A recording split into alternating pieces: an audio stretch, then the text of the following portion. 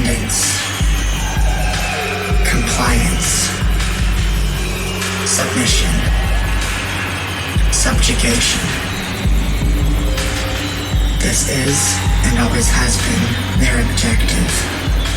And your contentment and simplicity, dichotomies, and outsourcing of your thought plays right into their hands. Don't you see? At every turn, you are encouraged to disengage your brain, and you keep consuming and squabbling amongst each other, unquestionably accepting their narrative. 1, 2, 3, 4. 1, 2, 3, 4. Even the music keeps you in lockstep, subtly programming you to fit into their square, rigid, 4-4 chord box. I believe we count using fractions. It takes much less thought to get measures and sections using ratios of 1. And that's just where they begin. For as soon as they start to lull you into a trance of mental lethargy, you truly become susceptible to a full, dogmatic, sciolistic slumber. Next, you must make the distinction between your ideal reality and the actual reality. For these present two very different conditions and navigation strategies. Just because it would be nice if things were a certain way, or believing something makes you feel good, that does not make that thing true. And it would be nice if all things were distinctly categorizable, and we could neatly draw distinct lines for their one- or two-way interactions. But true dichotomies are exceedingly rare, if existing at all, and are only really useful for defining the general guidelines of a spectrum. Oh, and everything exists along the spectrum. Get used to it. But not necessarily a binary spectrum. There exist trichotomies, quadrichotomies, and so on. Habituate yourself in the world of multivariate analysis. It is more complex. It requires more work for you to comprehend the full picture. But that does not mean it is not worth pursuing. For true understanding and ultimately freedom is at stake here. Nuance, nuance, nuance. This is your new drug. Injected constantly.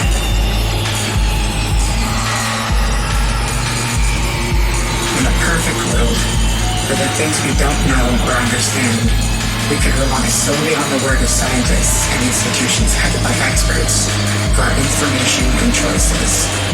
But our world is driven by ego, capitalism, and short-term gains. And the motives behind investigating, presenting, and hiding information have been greatly tainted, meaning they no longer inherently deserve your trust. And remember, the social contract is only valid when both sides are keeping up their end. And monitoring and holding both sides accountable is key to maintaining the level of knowledge, freedom, and progress that we should be striving for. The FDA, or Food and Drug Administration, is a great example. Created by the US government, this institution, headed by industry experts, was created to have scientists using science to protect the general population from unsafe food and drugs. But investigators like David Grimm and Marcia Angel have found direct financial ties between the experts and the drug that they are quote-unquote independently investigating. With other institutions are deserving of trust, right? Not weak institutions like the CDC that would pass through with corruption and incompetence. Right? Well, the CDC's dishonest appropriation of funds from 1993 to 2000, and then again in 2001, the denial of the efficacy of masks in March 2020, and then the implementation of an unstudied update to the disease reaction guidelines, causing a 6.7 times fatality increase when compared to not having instituted it at all. The ties discovered between Coca-Cola and the CDC, with released emails showing that at least Barbara Bowman and Michael Pratt from the CDC's Heart and Stroke Foundation had direct communications with and funds from Coca-Cola. The CDC's changing of definitions and misrepresentation of data to Congress and to the public for their Wise Women project to make it seem more effective than it actually was. The 4 times increased chance of developing Guillain-Barré syndrome, caused by the hastily studied and underdeveloped 1976 swine flu vaccine. And then on the FDA side, when concerns were correctly raised by staff, they were fired for insubordination. And then there's the FDA's approval of AZT, in response to the HIV epidemic, based on horribly flawed studies, and then failure to recognize and pull the drug, despite concerns and flaws pointed out by internal employees and reporters for several years. The EPA, the FFC, the list goes on, even on a smaller scale. I encourage you to look into the list of scientific misconduct incidents just on Wikipedia as a starting point. And remember, one study is only as good as its initial parameters. How the variables were selected and controlled, and then how the data was recorded, analyzed, and presented. And even then, the generalizability to the population and environment outside of the testing setting is rarely a given, especially when studying cells, groups of cells, people, and groups of people. For here again, we run into the problem of coming to understanding through the use of dichotomous variables, but also often a misrepresentation of how the variable fits into the system, let alone all the effects among all the intermingling feedback loops over the short as well as the long term, along all of the emergent layers permeating reality. But even given the case where the scientists and scientific institutions have the most pure of motives, they can still fall prey to a number of logical fallacies and cognitive biases, which on that note, you should familiarize yourself with as many of those as you can. Most notably, be wary of confirmation bias, pro-innovation bias, common source bias, anchoring bias, systematic bias, framing effects, truth illusory effects, ambiguity effects, dread aversion, hyperbolic discounting, mustering illusions, semmelweis reflex, appeals to authority, and the continued influence effect. Despite best intentions, the best of us can be susceptible to any of these, and we must constantly strive to avoid any logical fallacies or cognitive biases if we would like to make the most effective, impactful choices we can, that is. Not to say that a scientist's word is inherently invalid, but it is neither inherently valid and deserves scrutiny and verification just as much as anybody else's word, which you are very capable of doing despite what they have been trying to have you believe. As a side note, be aware of the Dunning-Kruger effect, but know it is not a rule of thumb, especially if you take steps to avoid its pitfalls. But let's zoom in and out of these emergent layers that we're talking about here, for this phenomena of system interaction tends to manifest on every level that we have observed. The furthest layer we can probe, zooming down to the most fundamental structures underlying our reality, we see what seems to be mathematical objects, or at least so far as we can tell. This is the realm of the theoretical mostly, as it's on the horizon of our knowledge. These mathematical or theoretical objects, such as the descriptions coming from string theory, or with my money being on the amplitude hadron model, these give rise to the next emergent layer of reality, the quantum physical layer, which we can more concretely talk about as our understanding and evidence is more firm. If our understanding of quantum physics was incorrect, lasers wouldn't work, so CD players and computers wouldn't work. The predictions from quantum physics are comparatively as precise as predicting the width of North America to within the accuracy of the width of a human hair. And there's more evidence for quantum physics than there is for evolution, and more for evolution than there is for gravity. And I think we can all agree that gravity exists, and that our understanding of it is fairly well established. So we can agree, from at least the quantum layer and up, we are on firm footing descriptively.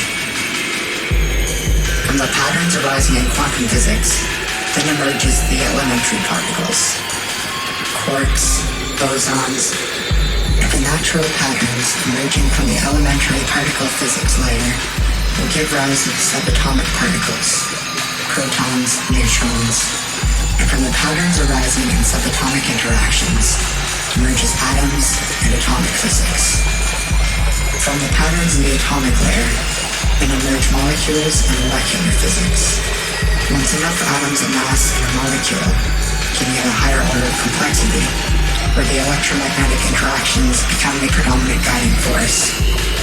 The next layer, we see biological physics emerging, biochemistry or macromolecules, where physiology takes place, cells emerge, and then multicellular organisms emerge, or plants and animals. And here is the scale we find ourselves operating on, and therefore, the most easy for us to understand. For the next emergent layer that we are defining is the level where Newtonian physics emerges as the predominant model for describing reality. And we see the ratio of the strength of the electromagnetic force to gravity inverse when compared to the molecular level. As we get further down the line of emergent patterns, we find that the forces having the lower layers will still impact the ones above, and vice versa, which is exactly what you'd expect to see if everything truly is one entangled, interrelating series of reactions along various emergent layers. Lastly, once we scale above our layer, we see astrophysics and Einsteinian physics being the more reliable descriptions moving higher in time and space scales. And then we find ourselves back in the realm of the theoretical. And again, looking at a mathematical object being the fundamental description of both the very large and very small. Although we very well could just be looking at the same coin from its different sides. To understand what has happened here, once you group several simple things together, there emerges complexity and interactions that amass, causing effects on the scale above. Alongside this, as we scale through the different emergent layers, we find that fundamental forces having differing levels of impact along each one. Gravity, the strong and weak nuclear forces, and the electromagnetic force all have differing levels of effects along the different layers. This is largely why we seem to draw these distinctions between the layers of atomic physics, Newtonian physics, astrophysics, and so on. And none of this is outside of your grasp. Remember, you don't need to necessarily understand every nuance of every mathematical detail to at least grasp the overall concept. And at least this will undoubtedly get you much farther than no understanding, especially if you constantly work at improving and refining your understanding. And all you need as a bare minimum is the basics of the language of mathematics, most notably a rough understanding of linear algebra, which is ultimately just the grammar of physics, and your understanding of what you are and where you are, and your ability to describe and influence your reality will drastically improve in a meaningful, dependable way. Think of all of the people speaking broken English and doing just fine. Now, since math is just the language and grammar of describing reality, don't you think you could at least rudimentarily get by speaking quote-unquote broken math? From math arises physics. From physics arises chemistry. From chemistry arises physiology or biology, or macromolecules. But let's zoom in on this, for here's where things get both interesting and crucial. Each atom has a different affinity or ability to attract or bond to one another, sharing or transferring electrons. On the individual level, these interactions are pretty easy to understand, but once we have numerous molecules and or numerous atoms composing both large molecules and large numbers of molecules, we can see the next layer of complexity setting in. As atoms naturally bond, unbond, and transfer electrons based on the surrounding atoms, naturally morphing among each other, dictated by the heat and pressure present in the system. These natural inclinations of the atoms and molecules under the varying conditions will allow for some molecules to form more easily than others, depending on which atoms are present in the system, how much pressure is present in the system, and how much energy. So now we'll focus in on 3 biological molecules worth noting, all of which form naturally and form polymers, which are just a repeated chain of the same molecule. The 3 molecules being phospholipids, nucleic acids, and amino acids. Phospholipids form naturally and make up the main substance that makes up our cells' membranes. As you may know, oil and water don't mix, and this is true for water and any liquid, due to their polarity, or electromagnetic charge caused by its molecular structures. Phospholipids have the interesting property of one end having an affinity to water, while its other end will be repelled by water. So when a group of phospholipids finds itself in water, it naturally coalesces into a 2-layered bubble, with the ends repelled by water oriented toward one another, and the ends attracted to water pointed towards either the inside or outside environments, effectively forming a membrane where the 2 environments can be kept separate. Nucleic acids, RNA or DNA as we're mostly concerned with, also form naturally. They don't inherently store information just by virtue of existing, but they are stable molecules that form polymers, which means they naturally align with one another. But the 4 different types of nucleic acids will form together into a polymer, which allows for the information to emerge. Having 4 bases of RNA is simple on its face, and you can't do much interesting with that pattern-wise, but having a vast number of those 4 bases allows for complexity, or quote-unquote information, on the next emergent layer of patterns. Computers only use a 2-base language, using 1 and 0, and allow for information storage just fine. Now imagine the complexity available using 4 bases. Amino acids, again, form naturally. But here, there is a wider variety, with over 20 major amino acids. They have one region that is constant, while the other region is a lot of variation, allowing for different positive, negative, or neutral electromagnetic charges, which combined with the amount of weight and space each amino acid takes up, gives each protein a unique shape, attraction abilities, and functions. Here, again, we'll see polymers forming, and with simplicity on a small scale, leading to complexity on a larger scale, with the variable regions in the protein, leading to the cumulative effects in how the protein is ultimately shaped and charged. This allows it to interact with other proteins, molecules, and atoms according to each of their own shape and charge. And as soon as a new amino acid, or even an atom, interacts with the protein, the entire protein will naturally change its shape in turn. So, all we need in order to get the first primitive functioning cell is a protein that happens to form where one of its ends attaches to a segment of an RNA polymer and its other end attaches to an amino acid. Most of the time, this will result in junk or useless proteins, but it will facilitate the creation of proteins that are more complex, or that nature would not have strung together without this process interceding, or at least not repeatably anyways. However, in the instance where the synthesis of a non-useless protein occurs, where the protein that forms happens to do the same job as the initial protein that synthesized it, now we will have an environment saturated with proteins that can attach a segment of RNA and create corresponding proteins. Some of these RNA strands will mutate over time, or will form or copy imperfectly, potentially allowing for proteins that have one end to attach to the RNA, while its other end attaches to an RNA instead of an amino acid. Now, the environment will be saturated with proteins that make other proteins from the RNA strands, as well as proteins that make copies of those RNA strands from the initial RNA. Finally, all we need is a phospholipid bubble to come along and encapsulate this reaction, and we have a primitive cell performing basic metabolism. We are the result of this reaction. After billions of of years of adding complexity to this process and fine-tuning the efficiency of the chemical reactions, the most successful RNA strands replicated, mutated, and survived.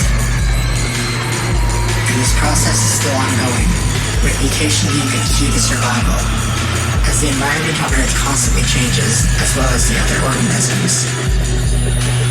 Therefore, an individual using the exact same proteins and survival strategies that worked even as little as 100 years ago would likely not be successful today. But a population who produces lots of offspring with lots of mutations will most easily adapt to new environmental changes. And this is why we have death. For without death, we would not be here. The ability to mutate and adapt is most efficiently done by the mechanism of reproduction, since any acquired mutations over the course of a multicellular organism's life only occur in the one cell in which they happen. The mutations that occur in the sperm or egg cell will affect every cell in the organisms that grow from it. So the individuals who no longer have the best suited proteins or reflexes for an environment will die, while the individuals who have a random mutation that would have otherwise been disadvantaged previously are now the right fit, now that the underlying puzzle itself has changed its shape. Some proteins will form that function to put atoms or molecules together, others to take molecules apart. Overall, creating an interactive feedback loop within the internal environment.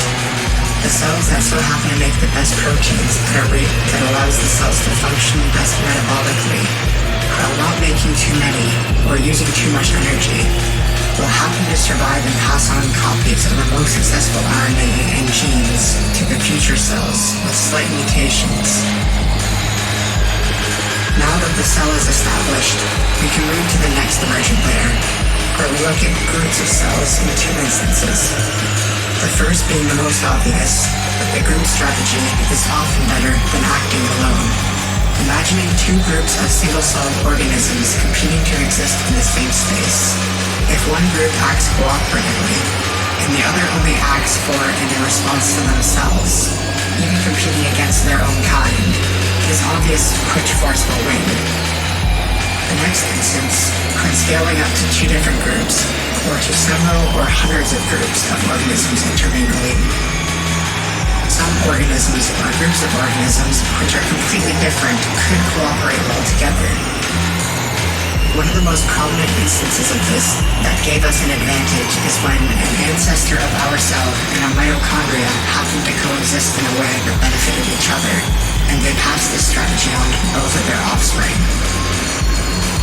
Whether the mitochondria initially was half-instantially undigested prey or a parasite of some sort, the mitochondria ended up inside of our cell, where protection was provided in exchange for the excess energy that the mitochondria made. And now we have the first instance of a paid bodyguard and security detail. These more complex cells will form groups of cells until the groups of cells become complex enough, allowing for the next emergent layer, the multicellular organism, or plants and animals, the life forms that we would be most familiar with the defining feature being the cells adhering to each other and working in unison, forming a new, more complex agent. And don't forget, the mitochondria isn't the only other organisms our cells collaborate with. In and on our body, the bacteria greatly outnumber human cells, and they serve just as crucial a function for our survival as we do for them. Just like the mitochondria, we provide them a safe environment, and in exchange, they make energy more readily available to us. But that isn't all they do. Remember, the human body is a fully interactive system that is a result of every individual agent within, and is itself an environment that can be manipulated not dissimilar to how we humans manipulate our environment. A lot of the changes in mood and cravings for food we experience are caused by the bacteria releasing chemicals toward your brain in response to foods you eat, or when they start to run out of nutrients they need. But it doesn't stop there. There is a pathway where if a mother is more or less stressed, she releases an oligosaccharide in her breast milk, that when the bacteria digest it, they release chemicals that make the baby more exploratory and risk-taking if the mother is not stressed, and less so if she is stressed. Your intentions don't just lie within your mind, or even what you would consider your body for that matter. So where does consciousness fit in here? Just keep following the emergent layers. Mathematical objects, quantum physics, elementary particle physics, subatomic particle physics, atomic physics, molecular physics, biophysics, Newtonian physics, astrophysics, Einsteinian physics, and back to mathematical objects. But let's zoom back amidst the biophysical layer, for we seem to be able to point to a second emergent layer of patterns branching off, which we have deemed the metaphysical layer, a realm where mathematical or physical description doesn't quite seem to fit, and its existence is seemingly virtual. But how does something purely qualitative come to be if the universe is purely mathematical and physical at its core? We'll directly get into that later. But for now, let's go back to the aforementioned first cell that happened to form. And let's, for the sake of argument, just grant that it already developed an RNA strand and the corresponding proteins that will allow for its basic metabolism in its environment. Some proteins will exist solely within the cell, while others will attach to the cell's phospholipid membrane and interact with both the internal and external environments. The proteins inside the cell will largely function as sort atoms and molecules and process the energy, while the membrane proteins will help to maintain the optimal chemical balance within the cell, allowing for certain substances to enter or exit the cell. At first, anyways. Once the cell has formed proteins and RNA that interact in a sustained feedback loop, the cell will be able to afford to create membrane proteins that don't directly function in maintaining its internal metabolism, but do things like cause adhesion between cells or act like a repeller, allowing for movement crossing from effects in the molecular layer to effects in the Newtonian layer. Which, as an aside, the flagella has a very interesting evolutionary history I would recommend looking into. But this isn't all we see emerging. Once the feedback loops happen to tune together well enough, what we see is a cell that when something changes in its environment, the internal processes change in turn, having an effect downstream through its series of feedback loops, allowing for the cell to maintain its internal metabolism. Or more plainly, this develops a reflex on a molecular level. Its environment changes, which causes a change in its internal feedback loops, and the cells with the proteins and RNA that can maintain this internal feedback loop change will pass on that reaction to that change. Hopefully the outline is becoming more obvious now. But what has just been described is perception and reaction at their most basic level, and hopefully you will have noticed the pattern of reality. As soon as you group enough simple things together and add slight variation, a new layer of phenomena tends to emerge. Just like a structure like the flagella, having its starts at the molecular level, causing effects at the Newtonian level, once we get enough molecular reflexes and we scale up, a new layer of patterns begins to emerge. Bacteria, cells, plants, all are conscious. Period. We take a crude ability to sense the environment, a crude ability to respond to it, add layers of complexity, and you will have something you can't call anything other than consciousness or intelligence, if only rudimentary. But we can scale down this ability even further. Atoms themselves seem to be able to detect and respond to their environment. Once you have enough atoms together, this effect will compound, giving you a molecule with higher quote-unquote detection reaction abilities. Then, the macromolecules or protein would exhibit a functioning on a higher order of complexity. Next, the cells would have even more complexity in their detection and reaction abilities. Next, the cortices of the brain and organs interact with one another, giving it a higher order of magnitude, the detection, reaction, interaction. Until we scale to our layer, where we have the full, richly developed metaphysical space we seem to occupy, where we find ourselves existing and perceiving. But don't kid yourself in thinking you are the only or final level of consciousness. Reality is fractal. There are levels above and below, and you can only directly be aware of that which you inhabit. But that does not mean we cannot investigate the other realms and gain insight, at least indirectly. Studies investigating the relationship between the left and right brain show that they each have distinct personalities and senses of self, and they are unaware of one another or the higher consciousness that you yourself inhabit. One can be an atheist, while the other religious, and you can play 20 questions one against the other and win. It was a principle from computer science. As soon as two agents interact, you now have formed a new agent. This is you. You are the one agent that is made up of interacting agents all the way down, at least at a quantum level, and zooming up higher, the phenomena occurring in crowds and group psychology. We are not the last layer of interacting conscious agents. There are more complex ones that form that we are not implicitly aware of. And from here, we can see that the various sub-disciplines of science, physics, chemistry, biology, psychology, philosophy, politics, economics, etc., are simply a means of understanding the nuances of each emergent layer of reality. Obviously, it's a lot to ask everybody to have an expert's level of knowledge in every scientific subdiscipline herein. But it is less so to ask for the average person to have a base level knowledge to at least be able to navigate these landscapes. And to say that you can't, you are either selling your abilities short or you simply do not want to put in the work to do so. Which, if the latter is the case, you should try and recognize the value in true understanding. Think how much easier it is to find something with the lights on. When you can see reality for what it truly is, meaningfully navigating it becomes much easier. The system has been actively working to disengage you and keep you just smart enough to run the machines, keeping you favoring information related to TV dramas or sports, meant to further distract you, which is the main reason for making this piece in the first place.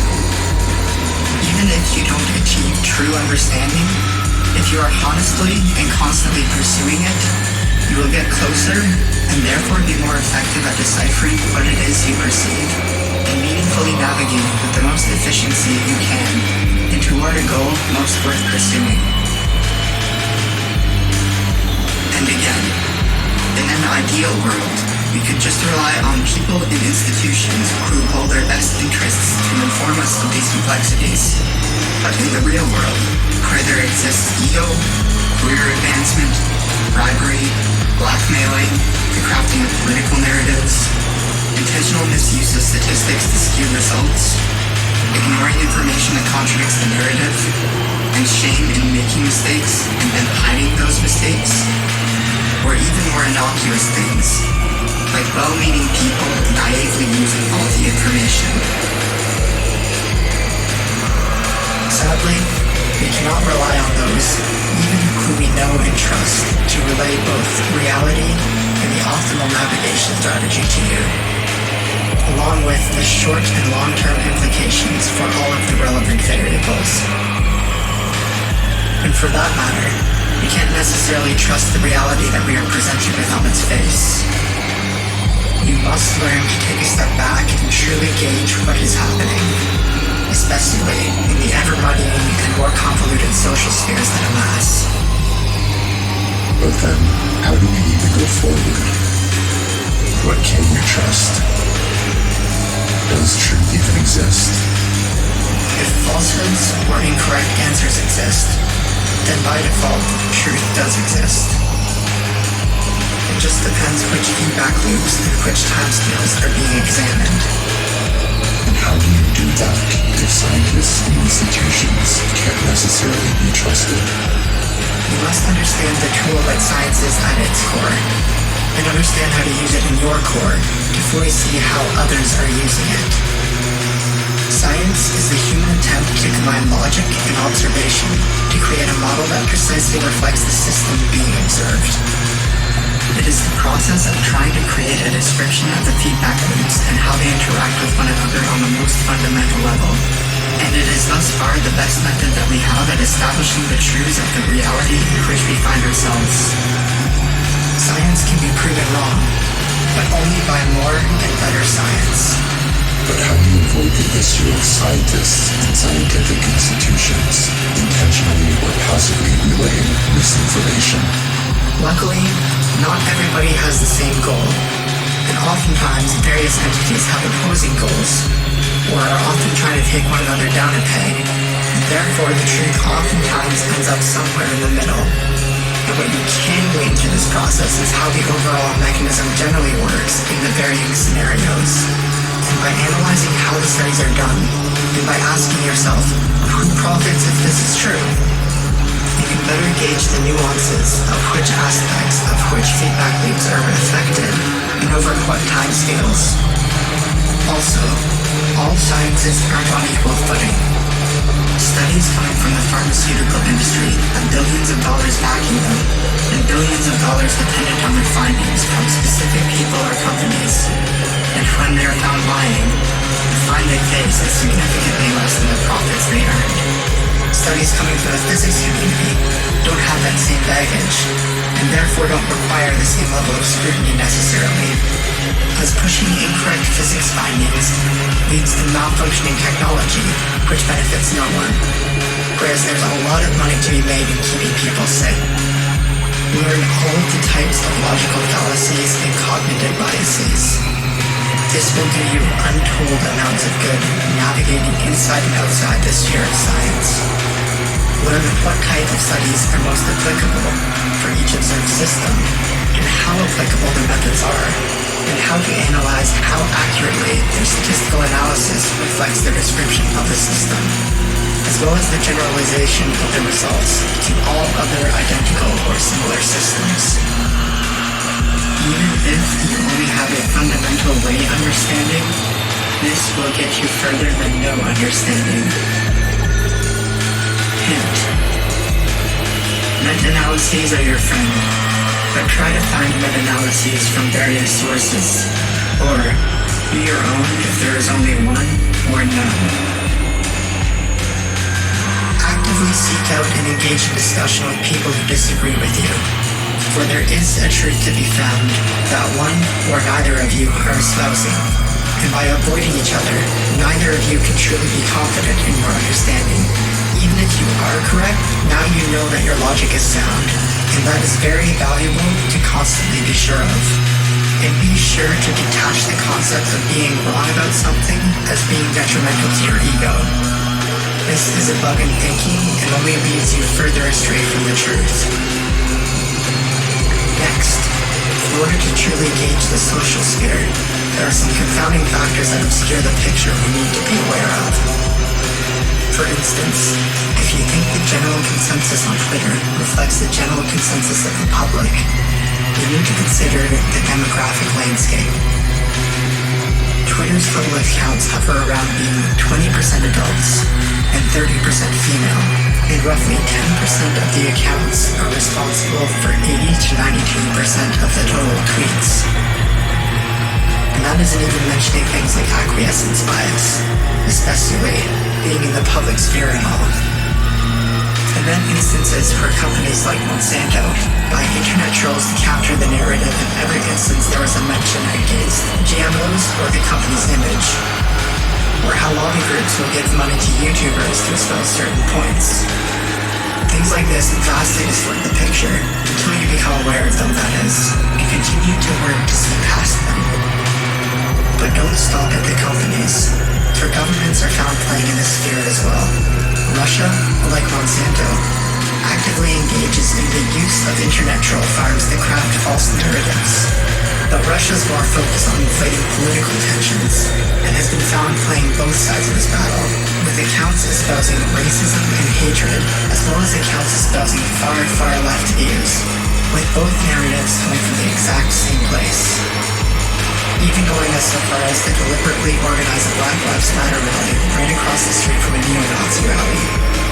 Don't trust that what you see is happening is what is actually happening, especially online.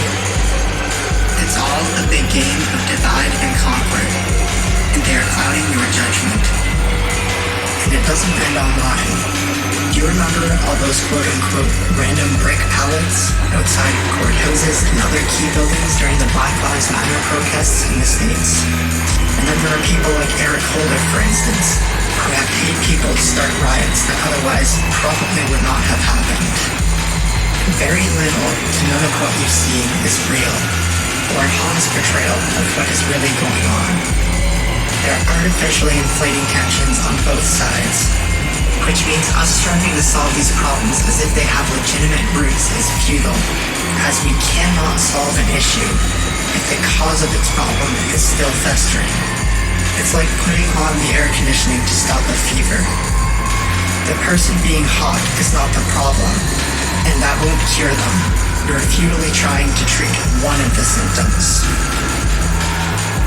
But it especially doesn't help when the CIA created the term conspiracy theories in 1967, where their internal dispatch on the matter clearly lays out their strategies coinciding with the term to throw the public off their trail. Claim it is impossible for the coordination of so many people, have allies of the CIA attack claims and point to the unofficial narrative, question eyewitness reliability, ignore any claims, unless the discussion is too active, claim it's old news with no significant evidence, claim it's irresponsible to speculate, and to accuse theorists of being too in love with their theories, or being financially or politically motivated. And they have been actively using media outlets to perpetuate the distrust of conspiracies and gain trust in the official narrative, which even the most gullible amongst us must admit does not add up, at least occasionally. And when you have the CIA trafficking drugs, hiding projects from Congress, having carried out known projects like MKUltra, and constructing plans like Operation Northwoods, journalists like Candelinian proven to be puppets espousing CIA narratives, and then the US government intentionally poisoning and selling alcohol to bootleggers during Prohibition, lying about the Gulf of Tonkin incident to enter the Vietnam War, weapons of mass destruction in Iraq. Despite their best efforts, we know conspiracies happen, but we can't stop there. For the next Leviathan to slay on the path to freedom is the lobbying industry. It is blatantly evident where the power lies when comparing the consensus of the general public versus the desires of moneyed interests. One of the biggest examples being the pharmaceutical industry in the US. How is it the country with the most money going into the pharmaceutical industry is also the country with the most sick people? And why are they paying the most per treatment than any other first world country? Well, when you see the pharmaceutical industry often spends the most on lobbyists, 3 times more than the next nearest industry in 2020. Suddenly, the mystery starts to clear up. Studies have found lobbying to be the most beneficial business practice to engage in, with gains comparable to the uppermost hedge funds, grossing 22,000% return on investment. So, when a pharmaceutical industry has between 1,000 to 2,000 registered lobbyists in the US, spending over $100 million to oppose drug cost reductions, stringent testing regulations, and legal liability for the companies, as well as to influence media narratives, it's no wonder that we see the mess that we do. And when looking at comparative studies, how do pharmaceuticals do compared with exercise, proper healthy eating, and getting vitamin D from sunlight? Pharmaceuticals comparatively come up very short for most health conditions, to where it's not even a contest, especially when considering healthy eating, exercise, and sunlight are preventative measures to most conditions. But how much money can be made by people jogging, eating vegetables, and standing in the sun? A pittance compared to what the pharmaceutical industry and their lobbyists are used to pulling in. Which, don't forget, the lobbyists themselves are used to pulling in hundreds of thousands, if not millions, for representing these companies. They are a whole industry in themselves who have a vested interest in maintaining their existence. And yet somehow, that's not even the most evil and soulless act in this sphere. You have to remember that for-profit prisons exist, and also engage in lobbying. In 2019 and 2020, the prison lobby spent over $4 million in lobbying. Well, what were they lobbying for? Surely it can't have been that bad. Well, what do you think of harsher laws, longer sentencing, and less stringent regulations for hiring and living conditions? These private industries are often better performing than public services, wrapped up in bureaucracy though, but especially with how much money they have to throw around. Surely private prisons are better. Yeah, you'd think. But comparatively, they typically have worse overpopulation, more prisoner stabbings, and worse living conditions, while also hiring more inexperienced and underqualified guards. And remember, they are spending money in lobbying so that they can be paid more money to imprison more people. Just take a second to think about how gross that is. Slavery didn't end. It just moved to the prisons and mandated community service, which predominantly affects those of lower socioeconomic status. They have given us the illusion of having defeated slavery. I strongly recommend pursuing sources like OpenSecrets.org and WikiLeaks to try and gain some insight into what exactly is happening here with the lobbyists and government. But in the meantime, they're keeping us distracted, fighting amongst ourselves, artificially inflating tensions between us so that we waste our time uselessly addressing those issues as if the root cause was sincerely rising from innate causes. For again, if the problem was artificially put here, addressing it as if it was naturally there will seldom, if ever, be as effective as addressing its true origin. Yes, that will be a monumental task that requires a collective, concerted effort on our part. But that doesn't mean it isn't achievable, especially since the end goal is undeniably worth striving for. It just requires the perfect storm and perfect timing. For we've seen that when rogue politicians, without perverse incentives, rise and try to free us, the powers that be actively and nakedly do everything within their abilities to keep them down. As a recent example, 20,000 internal DNC emails released by WikiLeaks are very evident that there was an active, concerted effort to defeat Bernie Sanders, the only serious political candidate at least espousing to make the effort to make these meaningful changes we need. And in the US, there are donation limits of $10,000. However, Hillary Clinton made deals with 33 states so that one person could donate in each of those 33 states, increasing that $10,000 to $330,000. And the recipient DNC in that state had agreed to send the money to that quote-unquote Hillary Victory Fund. And of these 33 states, 22 of them had signed agreements to specifically not endorse Bernie Sanders. That's nearly half of the states, and you need over half to win. And even during the actual election, there are videos showing nakedly rigged coin flips, where the closest to the vote deemed the flips necessary. Never trust or marry yourself to a political party or ideology. For at the end of the day, once money comes into play, it's all a meaningless show. It's undeniable when you have senators like Kristen Sinema accepting money from and acting in favor of those whose agenda are in complete opposition to that of the party and her alleged personal values. One of the most insightful things Donald Trump said was that before he ran, and he was just a regular rich guy, he would donate to both sides politically, so that no matter who wins, they would owe him a favor. We must squash the power these abstract entities have over crafting the narratives as well as the laws, and start to treat these companies and governments like they are as real as we are.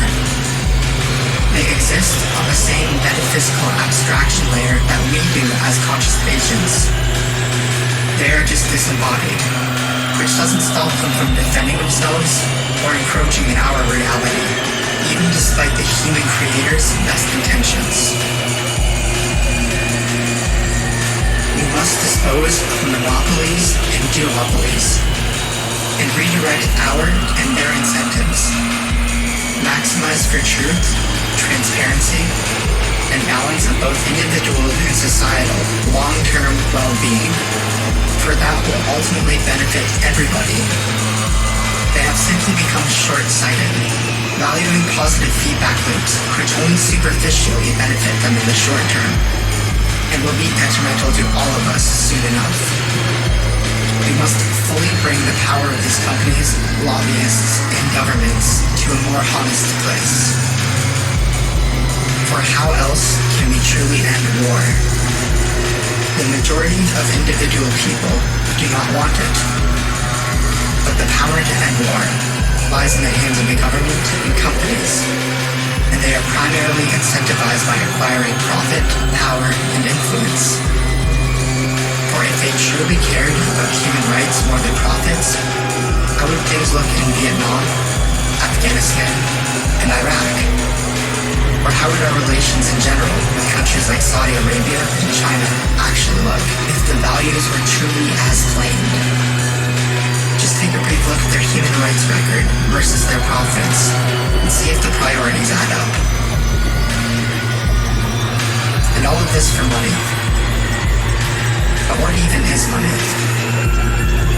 It's all predicated on another feedback loop called cyclical consumption, where the employee sells their labor, the employer sells their goods and services, and the consumer trades their money. But the money itself is spawned from and operates entirely on debt, and assuming that there are enough resources and people to exploit indefinitely. For if not, the system completely dissolves. Good thing all of our sources of energy are infinitely renewable and don't pollute, placing us in a spiraling negative feedback loop of right.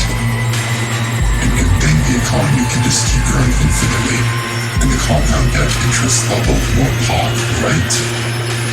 Right. So here, let's focus on what money is.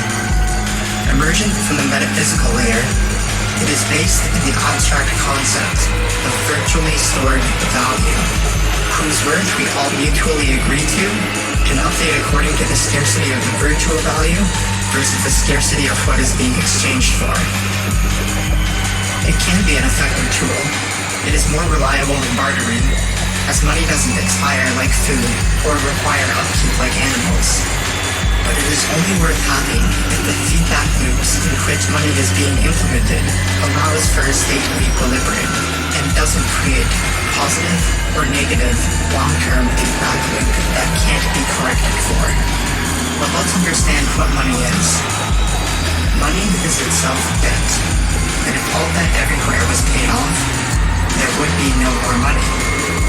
Now, when considering owed debts are often coupled with owing interest, what results from this is more money being owed than there is total money in the system.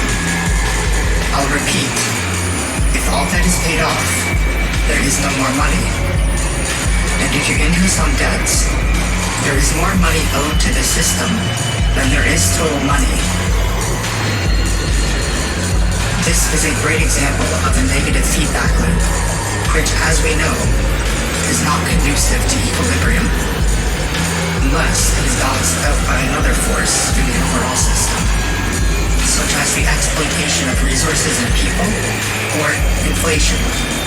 Countries can print money in order to match the aforementioned virtual value scarcity versus the physical scarcities. And it especially makes sense to do so if their population itself is growing.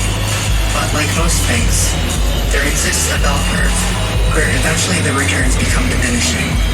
If a country prints too much money, the inflation devalues their currency. So the whole system is predicated on infinite growth of the population and infinite access to the resources, all to meet the demands of the even faster growing debt bubble, which it will never truly meet and is actively trying not to meet. This especially becomes daunting, considering how scarce most of our key resources are starting to become. Well, good thing this hasn't been done at a larger scale at least, where whole nations could be taken advantage of but unable to pay off high-interest loans through austerity measures. Right? Right. Because that wouldn't affect millions of people who don't even have the power to say no, won't be able to follow through on a deal anyways. Right. And even going beyond the latent evil lying there, what of the active evil of warfare? For again, we find that money is the root of the issue, but for more subtle reasons than one is used to hearing. And to truly end war, we must understand why it is waged. Beyond the surface level justifications politicians, lobbyists, and journalists typically give. There are huge economic incentives in going to war. Not only pillaging the resources of the country, be it oil from the wars in the Middle East, or fruit in the banana wars, but the real incentives lie in the defense contracts, and the contracts for rebuilding after the war. Windfall's contract for the Iraq War is a good example. We're tutor-crewing these contracts, and then there's the manufacturing and selling of weapons to both sides of the conflict. And finally, worst yet most subtle of all, devaluing and inflating the currency of the invaded country, giving us leverage over their economy, not to mention the fact that they have lost infrastructure, resources, and people, which will have an impact putting them at an even worse position economically. Which all of that forces them into a place where we can exploit sweatshops and slave labor to ultimately further underpay them, driving down the cost of our goods. They create a problem, only to profit from solving it, or quote-unquote solving it, on both sides, milking as much as they can at every step, regardless of what the human, animal, or environmental suffering cost may be. All they care about is their individual, short-term positive feedback loop. No care is given to the other's feedback loops in the short or long term. And they intentionally play into your weaknesses and blind spots, exploiting scapegoats, false consensus, and your fears. But they aren't the only entities you should be aware of manipulating your vulnerabilities. But let's pause here and circle back to the emergent layers. Emerging from the patterns forming in the reflexes of the biological layer, we see the cusp of the metaphysical layer peeking out. One, or a small collection of these reflexes, is just that. And obviously, the complexity and patterns that permeate our existence aren't likely to be seen here. Zooming down to the biological layer, it is common for genes or whole chromosomes to accidentally create duplicates of themselves, which, if it doesn't have an overall detrimental effect on the feedback loops within the cell, will now have the system being able to afford one gene to mutate and become something slightly different, while the other gene stays the same, acting as a backup. Scaling up, we see the same effect sometimes with all organs or systems, where sometimes people have extra or less fingers or kidneys, for instance. So imagine an organism has a whole reflex system for detection being duplicated, and that being passed down to its descendants. At first, the two systems would be doing the same job, but the advantage in doing so would be that one would act as a confirmation, so if both systems were in agreement, then the action is taken, correcting for any errors in detection. Which brings us to our brain. We can see the neural evolution of the spinal cord, brainstem, and brain growing over time. If we imagine systems with a similar function duplicating, and then evolving specialization, one system specializing for detection, while the other is a feedback loop that acts to verify that detection, seems like a good first step. Followed by these two systems fine-tuning their complexity in either sphere. And this is exactly where we find ourselves, or at least the part of ourselves we deem consciousness. In a verification reflex feedback loop that compares one's expected reality with the actual reality, and compares the potential risks and benefit of each potential action with the expected reality. generating a mock reality to test inside the duplicate detection system. Within this space of emergent patterns, the gene equivalent for a reflex emerges, which we have labeled the meme. Not the 2000s internet meme you are likely familiar with, but the Richard Dawkins definition of the meme from the 1970s. Memes are like genes, in that they are the formation of patterns that are able to store information, as well as replicate and transmit, both vertically and horizontally. Our vertical transmission refers to passing from parent to offspring, and horizontal transfers between individuals already alive, even of different species. Genes do this, although horizontal transfer occurs mostly within RNA systems, where bacteria and viruses can pass genes vertically to their offspring, or pass genes horizontally amongst each other, allowing all sorts of new room for mutations and genetic combinatory possibilities. Memes we see can pass from parent to offspring. One example being in chicken studies, showing chickens gain and lose the fear of overhead silhouettes over multiple generations of exposure or non-exposure, showing memories or at least fears can be vertically passed to offspring. And we also see, quite plainly, that memes pass horizontally person to person no problem, most efficiently in fact, and even between species, as evidence between the two-way communication with humans and cats or dogs. And these memes are subject to the same forces of evolution and natural selection as our genes. Only they live in a more virtual space, and can adapt and spread much more quickly. When a meme enters your mind space, the feedback loops of logic created by the already existing memes in the mind space will lead to their new meme being accepted and integrated, be rejected, or it will mutate or splice with another meme and then integrate, and then pass on to the next mind space. And once enough memes start coalescing, you guessed it, we see a new emergent layer of patterns or structures. Some of these entities are more basic, such as revenge. It takes at minimum the concept of me being an entity and the evaluation of my subjective experience, combined with the assumption of you being an entity separate from the environment and your intentions in the past as well as the future. Just like how there are simple proteins formed from simple genes, once there are several memes coalescing, we start to see more complex entities, like languages, stories, businesses, games, political movements, and religions emerging. But let's focus in on the latter example there, for the comparative features to genes become quite apparent.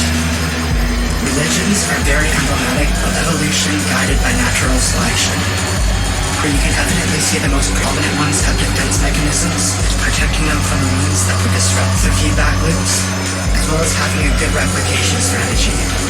The more exclusionary or secretive religions don't see as many members, and therefore if the group dies off, so too does the religion.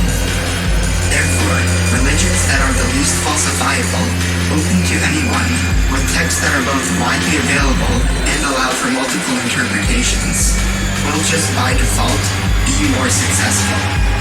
But this allows, especially within Christianity for example, for several different denominations with conflicting beliefs.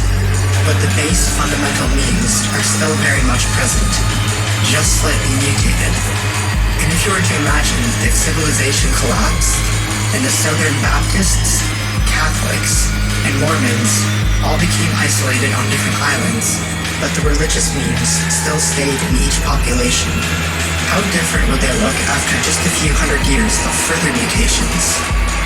For they are already a scant few decades to centuries older than their initial root.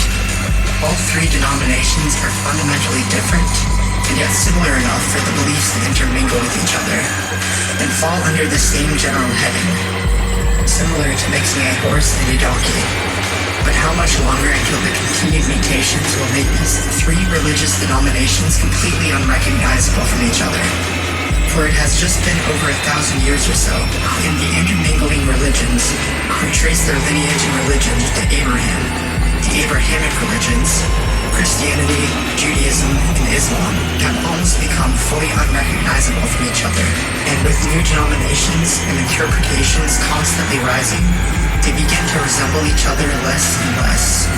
But how religions really get a foothold, Christianity in particular, is by exploiting your shame, your imperfections, and your fear of the unknown. It even erases the notion of privacy within one's own mind, the original thought police, conceptualized and actualized by the elites long before George Orwell put it to paper. But I mean, at least it's possible, right? If we were to at least consider the possibility. Okay, sure. So, at best, all of the evidence that the all-knowing and all-powerful creator left of himself is the fever dreams and fairy tales of wandering desert tribes, passed down by word of mouth for who knows how long, written down and then copied and translated several times with known alterations, and then he condemns you for requiring more for belief.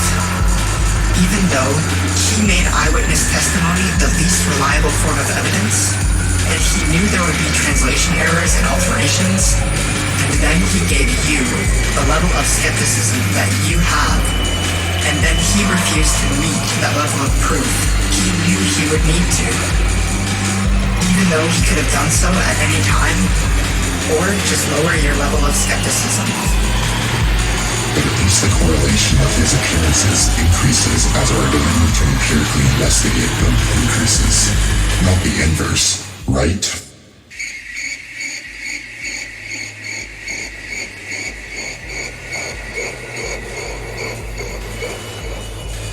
But at least the story itself makes sense, right?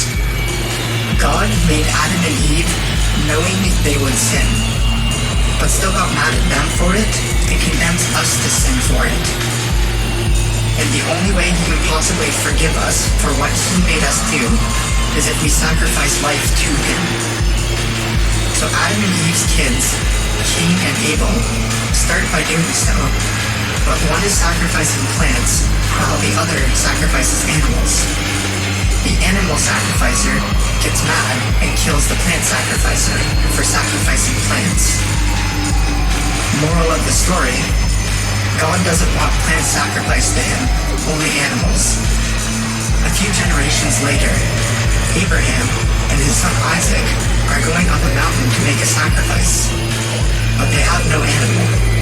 God tells Abraham to sacrifice his son, and then he decides otherwise, saying that one day he will make a sacrifice to end all sacrifices. Centuries later, God comes down to take human form as Jesus so that he can be killed, because that is the only way that he can forgive our sins, even though God is all-powerful and made the rules for forgiveness, made us and our intentions, and can change anything at any time. And is that even a sacrifice? God takes a break from being God, spends a few years pretending to be a human, has a bad weekend, dies, and then is God again for eternity. I don't know about you, but I'd take that deal anytime. And at no point look at it as a sacrifice on my part, especially as a means to change weird blood magic laws that I could just change anyways, or better yet, not implement, since I know and can do everything. Well, I mean, it's a book of morals and virtues, right? It can't be all that bad. Well, I mean, if you're okay with the owning of slaves, quote-unquote, taking the slaves from the nations that surround you, and quote-unquote, beating them so long as they don't die within a day, if this is the all-knowing, all-powerful God who created everything, everyone, their intentions and morals, this book is truly his work. Even if he didn't write it, he knew who would and what they would write. He could change it at any time. So how am I, and I hope you, morally superior to him? By definition, we shouldn't be. So either we are wrong, and slavery and being slaves is okay and moral, or the all-knowing God and creator of morals is wrong. Which is it? If you believe that people should not own or beat slaves, parents should not kill children who are disobedient or who prophesize, gay people should not be killed, or women should not be forced to marry their rapists, or if you even believe women should be allowed to teach or be an authority over men, then you disagree with the Bible, and you disagree with God, which again, by definition, we should not be able to do.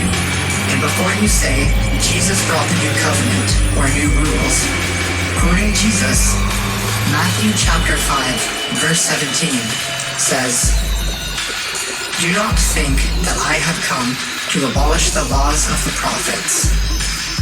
I have not come to abolish them, but to fulfill them." All of this being said, it does confer some advantages to some groups, otherwise it would have died off by now. Hence, memes being subject to evolution by natural selection. They interface with the environment just as much as genes do. What a religion does is to allow for better social cohesion and for the group to do things that would otherwise be considered wasteful, but turns out to be advantageous. For instance, places of worship tend to be elaborate constructions, which in building, groups of humans incidentally figure out and learn the skills of architecture, labor organization, resource allocation, and techniques for artistic renderings. And at the end of the day, they have a structure to take shelter in, as well as the means to build new and greater constructions. The sense of community and social cohesion offered by religion is also a benefit evolutionarily. Appealing to a power greater than humans as the source of the rules can lead to less questioning of the rules, especially if those who question are ostracized or killed, thereby leading to the death of both their genes and memes. But most importantly, especially in the pre-modern age, with suffering and adversity at every turn, it offers hope and solace to those who otherwise would have none, promising a far superior existence after this one, only if you endure it, and don't question it and devote your every action to it. But going even deeper than just the human psyche, it makes sense from an evolutionary perspective that all comprehending beings have a God hypothesis of sorts, or at least the notion of an unknown, unseen mover. It only makes sense that the first organism that evolved the first primitive reaction system, or the comprehending mind of sorts, had established itself with the innate idea that things just happen for some unknown reason. Not that things happen as well as the reason that they happen, for those are two different problems, the second more challenging. You need to know that things happen before you can investigate how things happen.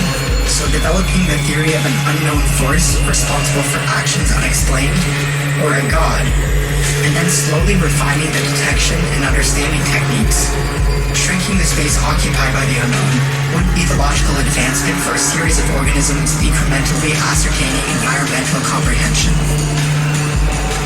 Understanding that things happen is necessary before understanding how they happen. Understanding how they happen ultimately gives that mind a better ability to predict and navigate the reality in which it finds itself. Zooming back out, once this notion of an unknown mover becomes fully conceptualized between groups of people, for the individuals evolving within the group, those who are more likely to believe religious claims, or who are susceptible to logical fallacies, or those who can believe they have perceived a spiritual experience of some sort, are more likely to adhere and cooperate with the group, and therefore are more likely to pass on the series of reflexes to their offspring. And if the group is implementing a successful strategy, even if they are happenstantially doing the right thing for the wrong reasons, those individuals, and therefore the group, will be more likely to pass on the genes and the system of means that led to their success. So it makes sense that religion on some level conveys some benefit to the group and individual, but that doesn't mean it's still necessary. Especially once we've surpassed various milestones in understanding. as we see with the ever-receding God of the Gaps and overwhelmingly net negative effects induced by religions when comparing measures to more modern, secular populations. Just because a strategy was a sufficient fit in the past does not mean we should be beholden to it indefinitely, especially considering that as humans, we have the ability to make that recognition and change. Stagnating in old rules and strategies while the world changes is a great way for memes or genes to go extinct. We have a lot of leftover evolutionary baggage that was useful in getting us to where we are, and it may be useful in getting us back to here, should we return to the Dark Ages. But where we find ourselves currently is a place where it is no longer useful. Luckily, humans have the ability to not only recognize and understand such impediments, but also how to meaningfully navigate around them, should we choose to acknowledge the issue, its sources, and the potential remedial strategies, as well as their short and long-term effects on individual humans, small groups, large groups, humanity as a whole, and all of the systems humans interact with. Again, this sounds like a lot to consider for one individual, but it is not impossible, especially since in at least striving to do so, you will land closer to the optimal navigation strategy compared to just choosing the option that makes you feel comforted. Seems simplest, or is something an expert told you, whose intentions may be co-opted, or the information they are referencing is itself incorrect, despite their best intentions. If you can at least have a working intuition of how the various systems interact, then you are not in no danger, but you are at least in less danger than having not tried to gain any understanding. If you are stumbling in the dark, you still may find what you're looking for, but it's a lot easier and more likely when the lights are on and you can actually see. But ultimately, even if we truly understand everything, what's the meaning of this all? Especially when facing down titans like nihilism, cynicism, absurdism, and solipsism. We find ourselves a series of emergent patterns capable of experiencing a seemingly finite qualitative existence, wherein there exists a continuum between subjectively positive and negative experiences. Do with that what you will. Just be sure you are taking as many aspects of all of the feedback loops into consideration that you can, in the short term and the long term, on all of the levels above and below your own. Take into account game theory, remembering the better that you treat others, the better they in turn treat you. The unexamined life is not one worth living.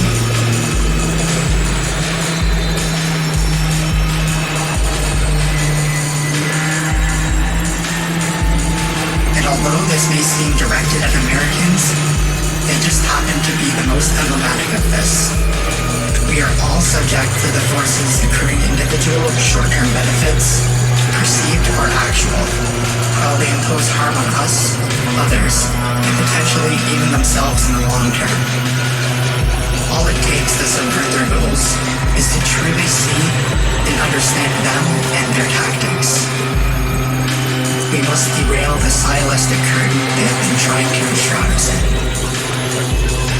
And it all starts by overthrowing the 4-4 diatonic system.